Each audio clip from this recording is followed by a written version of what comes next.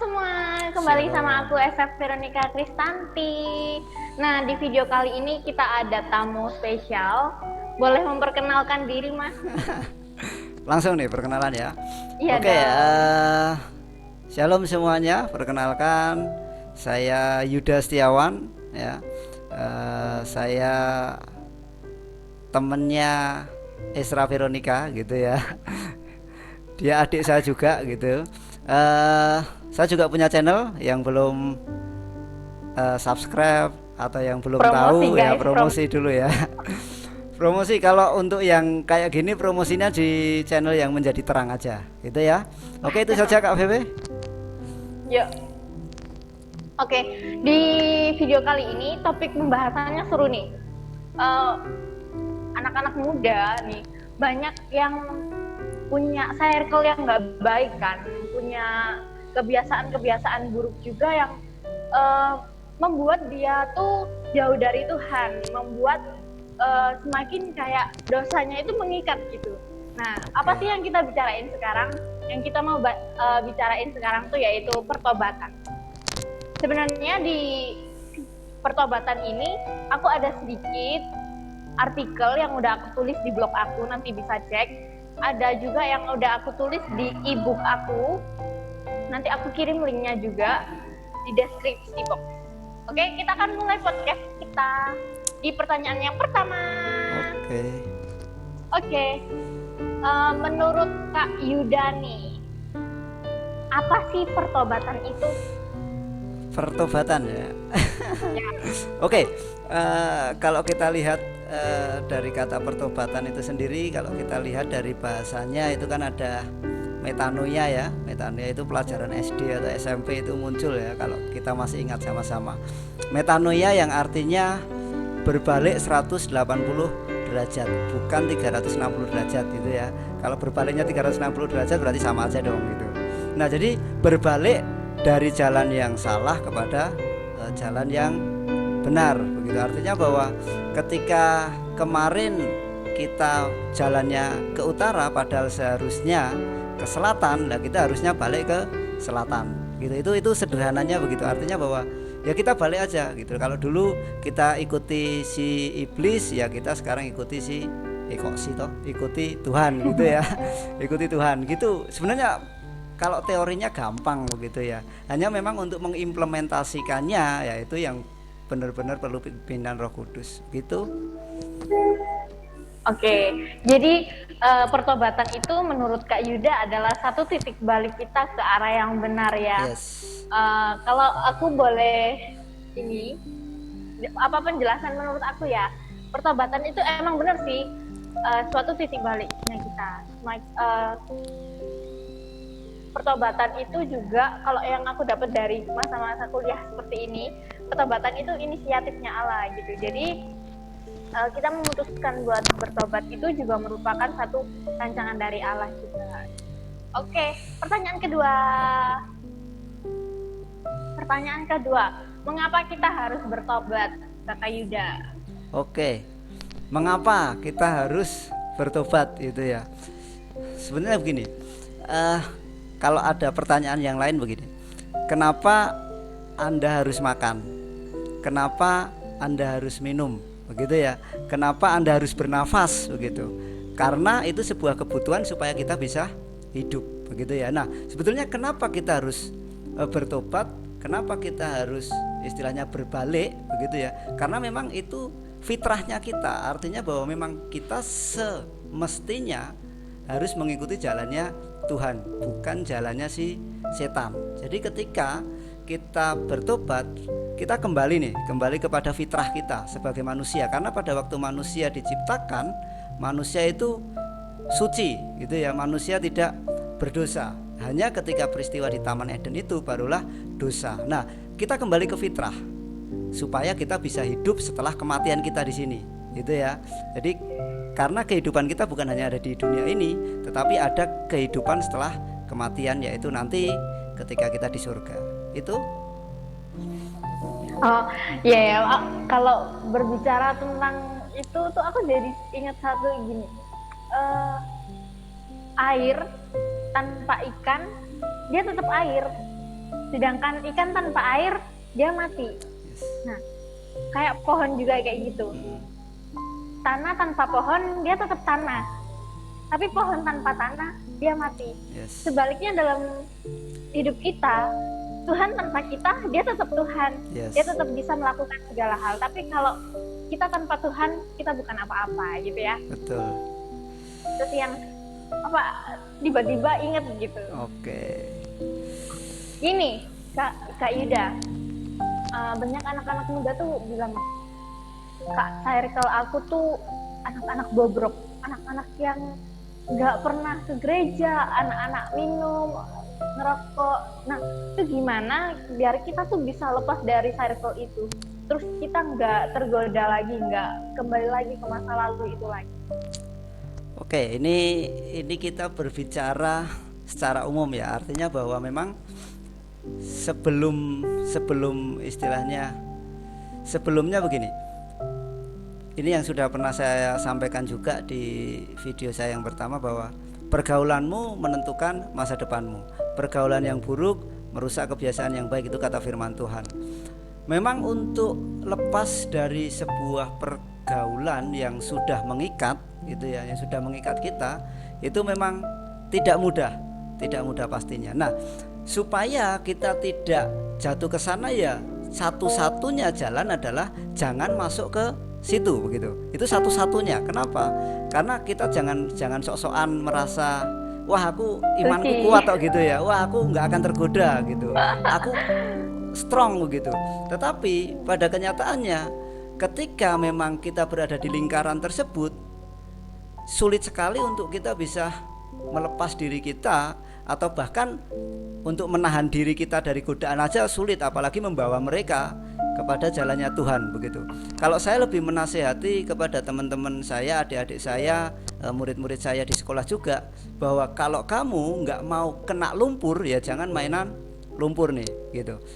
Ada istilah ojo cedak kebo gupak, jangan dekat dengan kerbau yang kena lumpur, karena kita pasti kena lumpur, begitu. Nah, satu-satunya cara ya cuman kita tidak masuk ke sana. Itu Kak Veve, kalau menurut saya ya, karena satu-satunya cuman itu, gitu. Sehebat-hebatnya kita, kecuali Tuhan Yesus loh ya. Tuhan Yesus mah hidup di tengah-tengah orang-orang Saduki, orang-orang penyamun dan lain sebagainya, is oke gitu. Tapi kita masih jauh dari kata sempurna, begitu loh. Betul. Karena kita nggak bisa tahu ukuran iman kita seberapa, ya berarti kita nggak usah mencobai diri gitu. Yes. Intinya ya. Yes. Nggak usah mencobai diri. Nah, kan gini, itu tadi kayak pencegahannya kan. Maksudnya kayak kalau dalam tanda kutip dia udah masuk nih, udah sebelumnya dia belum mengenal Tuhan, terus tiba-tiba kayak dia pengen nih balik, pengen nih kenal sama Tuhan, tapi circle-nya kok gitu-gitu aja, kok nggak membangun diri aku gitu, kok aku harus ketemu sama orang-orang yang seperti ini. Dia kayak, aku ada cerita gini, jadi aku punya teman aku tuh circle-nya orang-orang yang minum narkoba kayak gitu. Dia pengen keluar dari situ, tapi dia selalu kayak diajak, kalau nggak mau dia disamperin ke rumah. Awalnya dia nolak, tapi penolakan itu terasa kayak gagal, terasa kayak nggak ada artinya lagi. Nah, saran dari Kak Yuda kayak gimana? Oke, kalau saya mau melihat kepada peristiwa-peristiwa di dalam Alkitab ya, contohnya ya, misalkan ingat Petrus dulu sebelum dia jadi muridnya Yesus, dia jadi nelayan ya. Sebelum dia jadi penjala manusia, dia penjala ikan. Nah, padahal waktu itu dia sudah hidup menjadi penjala ikan, itu sudah dari istilahnya dari kecilnya dia sampai dia dewasa. Dan ketika Yesus tangkap dia untuk menjadi penjala manusia, dia dengan kerelaannya langsung melepas itu dan dia ikut dengan Tuhan Yesus. Artinya bahwa ketika kita mau lepas dari sesuatu yang lama, Kita nggak berbicara bahwa pekerjaan Petrus pada waktu itu buruk loh ya, tidak. Tetapi maksudnya bahwa ketika kita mau melepaskan sesuatu yang lama, pasti ada yang dikorbankan, yang mungkin pada waktu itu juga teman-temannya Petrus yang merasa tersakiti, merasa ditinggalkan dan lain sebagainya. Nah, tinggal keberanian kita untuk lepas dari mereka, untuk meninggalkan mereka atau lingkaran mereka itu, kita lepas atau keluar dari lingkaran tersebut gitu. Nah, memang nggak mudah, sulitnya minta ampun gitu ya. Istilahnya saya punya satu masalah yang pernah saya hadapi. Bukan saya yang punya masalah, tetapi ada anak murid saya yang mengalami masalah dengan pacarnya. Dia free sex begitu ya. Bayangkan kalau free sex itu lepasnya sulitnya minta ampun gitu ya. Anak SMP, bayangkan. Itu lepasnya sulitnya minta ampun gitu. Nah, waktu itu memang berat sekali untuk dia. Sehingga saya bilang bahwa kalau kamu nggak mau putus sama dia, jangan berharap dia berubah. Karena kalau dia sudah rusak kamu di masa sekarang, dia akan rusak kamu di masa depan. Jadi memang harus ada yang dikorbankan begitu, dan semuanya pasti merasa tersakiti, apalagi dia yang jadi korban begitu ya. Nah, jadi ketika kita memang sudah masuk nih ke dalam situasi itu, mau nggak mau ya kita yang harus meninggalkan kondisi itu. Kalau bukan kita yang pasti minta pertolongan Tuhan, yes, saya setuju bahwa kita mengandalkan Tuhan, pasti kita harus mengandalkan Tuhan. Hanya kalau kita nggak punya nekat, kemauan yang kuat, ya kita selamanya akan berada di sana gitu. Makanya waktu anak saya itu saya bilang, kamu harus putus sama pacarmu sekarang, saya bilang. Artinya bahwa memang kalau pengen keluar dari dosa free sex, ya dia harus keluar dari itu sekarang juga gitu, nggak tunggu-tunggu nanti gitu. Karena iblis itu pintar sekali ya. Iblis itu pintar sekali gitu. Itu mungkin kalau saya cuman ya harus lepas walaupun ada yang dikorbankan, pasti gitu. Itu. Oke. Jadi kalau yang saya tangkap ya, dan cara biar keluar itu ya yang pertama kita harus menyangkal kedagingan kita. Yes. Gitu. Pilihannya antara dua sih, antara kita mau menyalibkan Tuhan Yesus untuk kesekian kalinya atas perbuatan kita, atas dosa-dosa kita, sama kita mau menyalibkan kedagingan kita, hawa nafsu kita, dosa-dosa kita, itu sih. Yes. Terus yang kedua, kalau kita mau keluar dari hal yang seperti itu, kita tentunya harus melibatkan Tuhan. Kita harus doa, kita harus istilahnya, Tuhan, aku nggak mampu kalau aku bergerak sendiri, aku nggak mampu kalau aku harus melangkah sendiri. Jadi Tuhan, tolong Roh Kudus-Mu tuntun aku, Roh Kudus-Mu bantu. Jadi kalau tanpa Tuhan, tanpa Roh Kudus, kita nggak akan pernah bisa. Yes. Yang ketiga yang bisa aku tangkap, gimana kita bisa tahu kemauannya Tuhan kalau kita nggak pernah baca firman. Jadi kita bakalan tahu apa yang menjadi isi hati Tuhan dalam hidup kita. Saat kita mau baca firman, kita rutin baca firman gitu. Dari firman itu bakalan tersirat isi hati Tuhan dalam hidup. Betul. Oke. Yang terakhir, Kakak Yuda, pesan-pesan buat anak-anak muda yang lagi nonton ini. Kasih satu ayat motivasi juga. Satu ayat motivasi ya. Ya. Oke, gini. Kalau satu ayat motivasi saya lebih kepada perkataan Yohanes Pembaptis ya. Nanti tolong bisa disampaikan juga ayatnya ya, bahwa gini. Saya tertarik dengan istilah bertobatlah karena kerajaan Allah sudah dekat ya.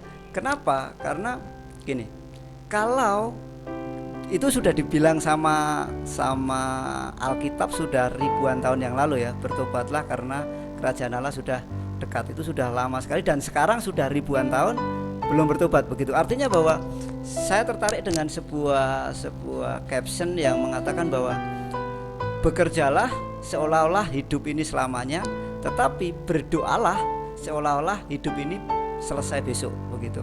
Artinya bahwa memang kita ini harus siap sedia. Kita nggak tahu kapan kita selesai gitu ya.